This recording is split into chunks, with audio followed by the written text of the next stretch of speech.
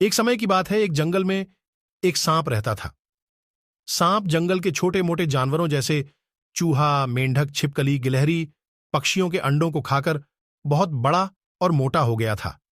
सांप के विशाल आकार के कारण जंगल के बड़े बड़े जानवर भी उसके पास आने से डरते थे। जंगल के छोटे छोटे जानवरों ने सांप की शिकायत हाथी और शेर से भी की, किंतु शेर और हाथी भी उस विशाल सांप का कुछ नहीं कर सके, क्योंकि जब भी वह सांप को समझाने जाते तो सांप अपना विशाल फन लेकर उनके सामने खड़ा हो जाता था। सांप कहीं उसे काट ना ले, इसी डर से जंगल का कोई जानवर उसके नजदीक नहीं चाहता था। धीरे धीरे सांप को यह घमंड हो गया कि जंगल का कोई भी जीव उसका सामना नहीं कर सकता।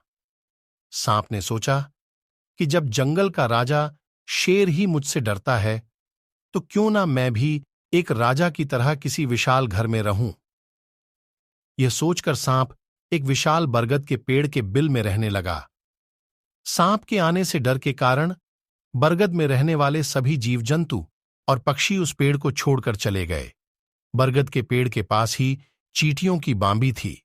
सांप जब भी कहीं जाता तो उसे रास्ते में चींटियां मिल जाती थीं। चींटियां हमेशा अपने काम में व्यस्त रहती थीं और सांप को नमस्कार नहीं करती थीं। चींटियों का यह व्यवहार सांप को पसंद नहीं आया। एक दिन वह चींटियों की रानी से बोला, तुम अपनी सेना को समझा देना कि मैं जब भी यहां से गुजरता हूं तो मुझे सर झुकाकर नमस्कार करें, नहीं तो मैं सभी को मार दूंगा। सांप की बात चींटियों की रानी को बिल्कुल भी पसंद नहीं आई और उसने सांप की बात मानने से इनकार कर दिया। सांप ने गुस्से में आकर अपनी पूंछ से चींटियों की बांबी पर प्रहार कर दिया, जिससे उनके घर को काफी नुकसान पहुंचा।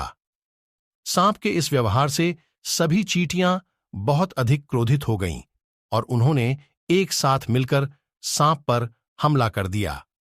चींटियों के काटने से सांप की बहुत बुरी हालत हो गई। धीरे धीरे चींटियों की संख्या बढ़ती जा रही थी और सांप अपने आप को असहाय महसूस करने लगा। आखिरकार चींटियों के हमले से सांप की मौत हो गई और जंगल के जानवरों को उस खतरनाक सांप से मुक्ति मिल गई।